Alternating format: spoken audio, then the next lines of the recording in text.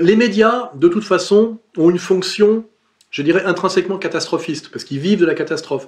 Donc, à un moment donné, on a un problème, c'est qu'il n'y a plus de différence entre les politiques et les médias. On voit même que les politiques sont totalement soumis aux médias, pour des tas de raisons qu'on peut expliquer.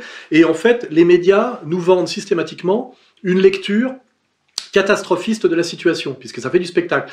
Interviewer une infirmière, comment dirais-je, complètement débordée dans un service où il n'y a que des super contaminés, c'est comme quand vous voulez montrer la guerre, donner le micro à un soldat qui est au front depuis 12 heures, et qui est blessé et qui risque sa peau.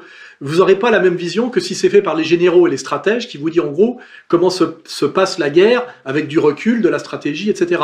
Donc je n'ai rien à reprocher aux infirmières, mais si vous ne montrez que des infirmières et des hôpitaux saturés, vous avez l'impression qu'on est dans World War Z, un film catastrophe. Hein.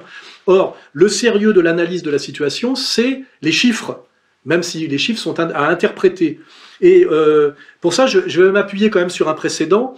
On nous a habitués à une lecture complètement hystérique et émotionnelle de la statistique en France, sur deux sujets. Le sujet de la mortalité automobile, qui permet un incroyable racket des automobilistes, en nous disant que c'est une catastrophe parce qu'il meurt encore 5000 automobilistes par an. Je rappelle qu'en 75, il en mourait 15 000, et qu'en 75, on était 50 millions ou 55 millions et pas 65 millions. Donc on est de plus en plus nombreux à rouler sur les routes et il meurt 3 fois moins de monde qu'il y a 30 ans où on était peut-être 30% de moins d'automobilistes. Et ça induit quelque chose, c'est que on nous habitue à l'idée qu'un mort est quelque chose de correspond à, je veux dire, à une défaillance du système. Hein, c'est-à-dire que le but, notamment de la prévention routière, en gros, c'est on arrêtera de vous racketter quand on en sera à 0 mort. 0 mort, c'est impossible. L'homme est fait pour mourir, l'homme est mortel, et la mort est le chemin naturel de la vie. Hein, voilà. Et ça, là, on a un problème, je dirais presque idéologique et religieux. Et autre aussi manipulation statistique émotionnelle et débile, où d'ailleurs Ségolène Royal avait joué son rôle, c'est la statistique féministe. On voit bien que l'hystérie et les femmes, ça a beaucoup à voir. Hein. Infirmière, femme, hystérie, Ségolène Royal. Quand Ségolène Royal nous disait une femme meurt tous les 3 jours sous les coups de son conjoint, elle faisait croire, et elle avait même cru elle-même, que chaque femme de France risquait d'être assassinée par son conjoint tous les 3 jours. Alors qu'en fait, ça veut dire que sur une population de 65 millions d'habitants, il est assassiné en France, dans le cadre d'un crime passionnel, homme tuant une femme, une centaine de femmes. Ce qui est infime, si vous mettez un 0,000.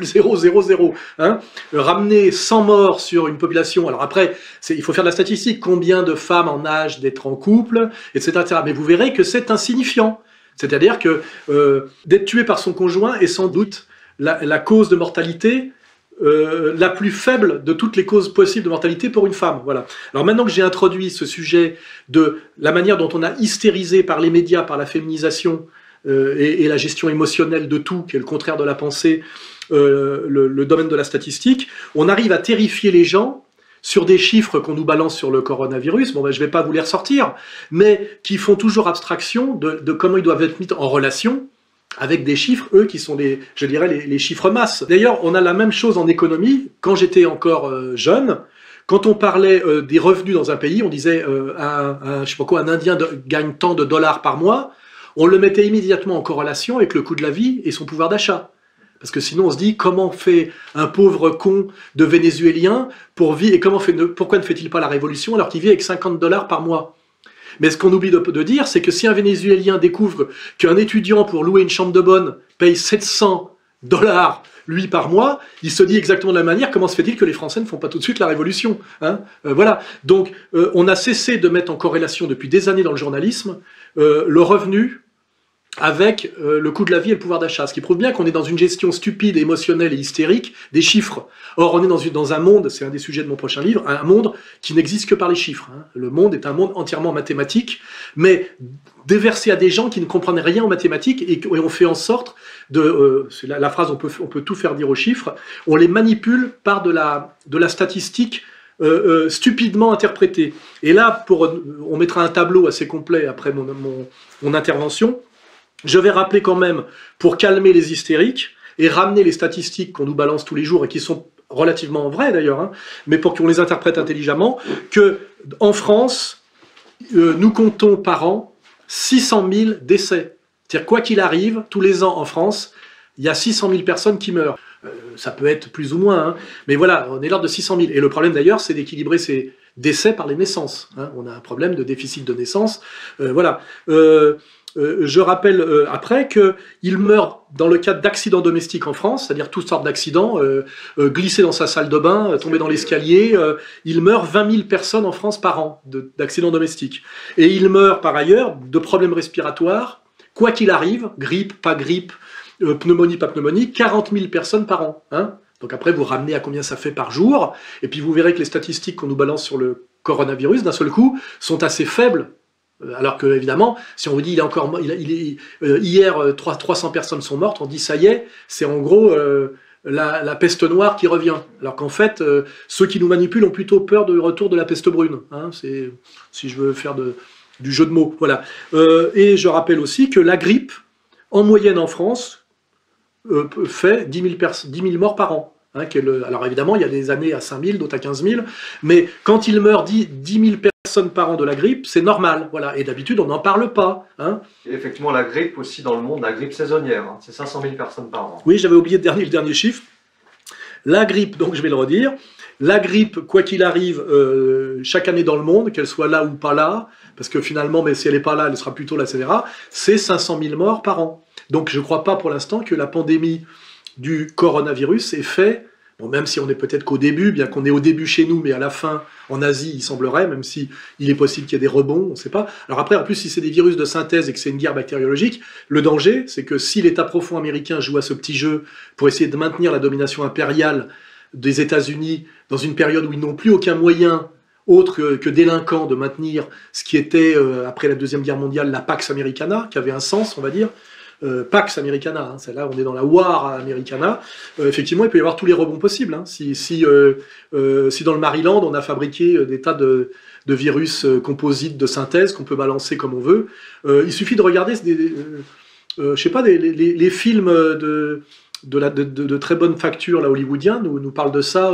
J'ai regardé hier encore un film, là, comment il s'appelle Alerte, Contagion. Non, qui est du MK Ultra, mais dans le genre espion tueur. Non, c'est le... Manchurian Candidate. Non, ils en ont fait 3 de suite, là. Ah, Bourne. Ouais, voilà. La mémoire dans la peau. J'ai encore regardé hier une rediffusion de Jason Bourne. Jason Bourne, si vous regardez bien, ça parle que de ça, hein, de laboratoire, d'apprentis sorciers, avec des travaux de la CIA hors de contrôle de l'État légitime. On remarque que quand même Hollywood nous habitue toujours à accepter ou à supporter en fait les théories les plus complotistes, et en fait à les valider d'une certaine manière, puisque les meilleurs films américains sont souvent la mise en scène de théories complotistes, que ce soit en espionnage. D'ailleurs c'est souvent fait par des anciens espions qui sont passés au roman, comme John le Carré, etc. Et si vous regardez les meilleurs films on va dire de science-fiction américains récemment, ils intègrent tous, que ce soit d'ailleurs l'homme sur la Lune et certains sujets gênants, que la possibilité de mensonges d'État, et de mensonges d'État profond. Ils l'intègrent tous, même comme fond de sérieux de leur film. Sur Jason Bourne, c'est pas moi qui le dis, hein, c'est qu'il y a un État profond qui fait n'importe quoi, et puis des types issus de cet État profond qui s'émancipent par sens civique, hein, c'est toujours pareil, qui deviennent des héros, parce qu'ils se mettent à lutter contre. Et là, on est bien dans les lanceurs d'alerte. Donc, ce complotisme est partagé relativement universellement, et même le meilleur moyen, quelque part, de le désamorcer, c'est quelque part de le partager de façon soft. Hein. Je pense que c'est à ça que sert Hollywood.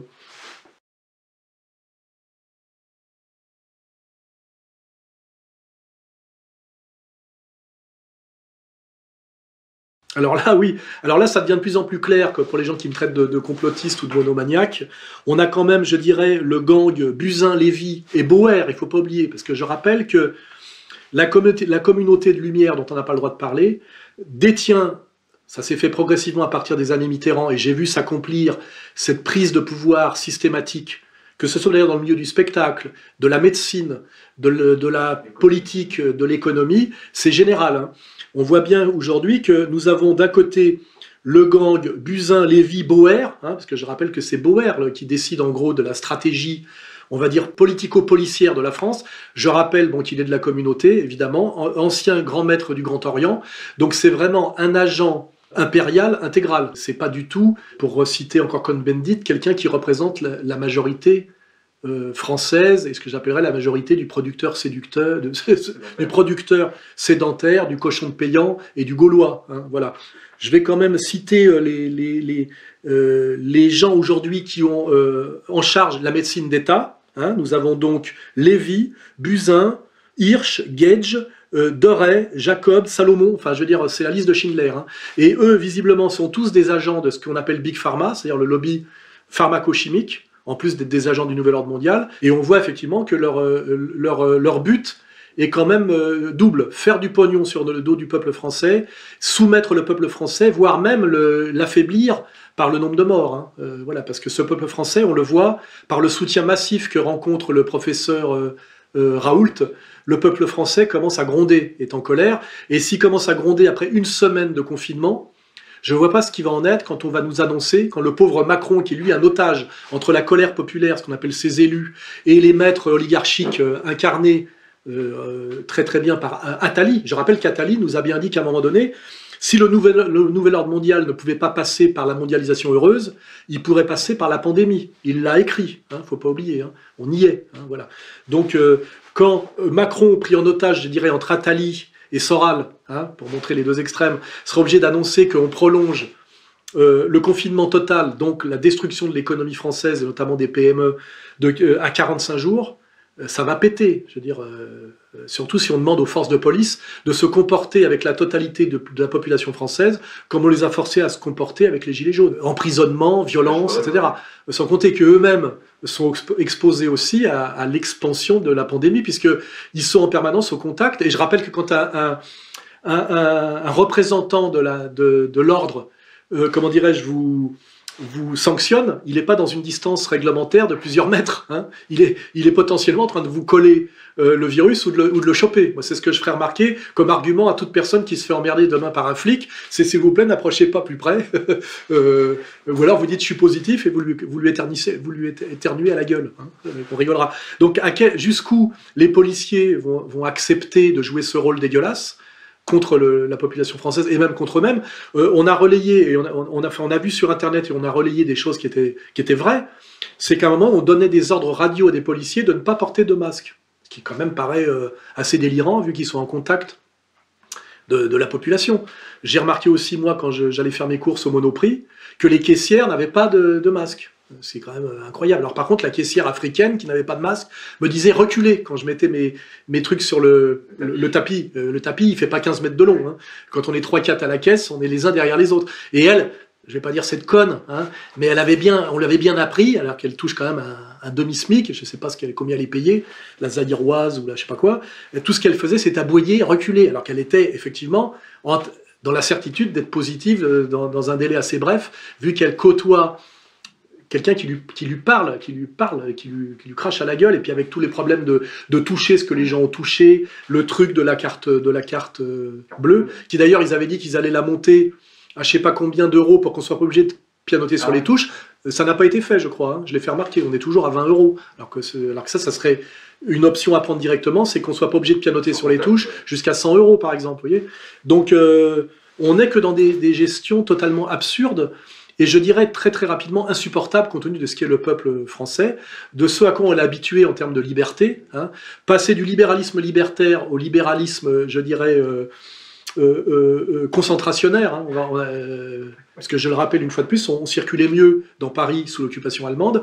Je ne vois pas comment les Français, malgré la gestion volontairement catastrophiste et hystérique des médias, hein, on a BFM, etc., qui joue le jeu effectivement de l'oligarchie parasitaire et prédatrice, je ne vois pas comment on peut tenir 45 jours. On va vers des émeutes. On va forcément vers des émeutes. Je vois déjà que même un type comme Gassio, qui n'est pas un super rebelle comparé à moi, vient de lancer, je crois, une sorte de pétition en ligne pour appeler le peuple à s'en prendre au pouvoir. Alors au pouvoir réel et au pouvoir profond, ça vient assez vite, hein, le pouvoir profond. Hein. Buzyn, Lévy et toute la smala, hein, de plus en plus, comment dirais-je, ça se rapproche. On sait ce qu'incarne Buzyn. Je crois que Buzyn, c'est le gang Simone Veil, hein, je le rappelle. Elle a fait tout son CV là-dessus. Sa seule légitimité, c'est de faire partie de la panthéonisée Simone Veil. Je rappelle pour qui je me retrouve en procès, parce que j'ai rappelé qu'on mettait au Panthéon une avorteuse qui était aussi impliquée dans le trafic d'organes, des organes français vers Israël. Hein, c'est quand même pas rien, là.